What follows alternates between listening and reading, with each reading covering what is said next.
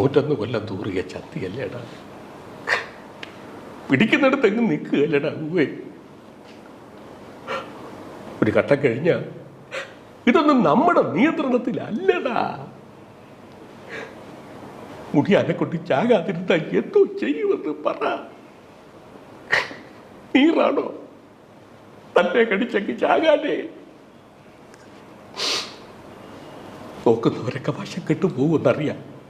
എന്നാലും അവനവൻ്റെ ബലവും മൂത്രമൊക്കെ ഒരു ശീലമായി കഴിയുമ്പോൾ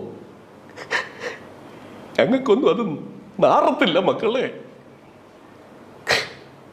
മൂത്രമാണേലും സ്വന്തമല്ലേടാ. എന്തോ ചെയ്യാനാന്ന് പറ. മേലോട്ടൊന്ന് വിളിക്കണ്ടേ?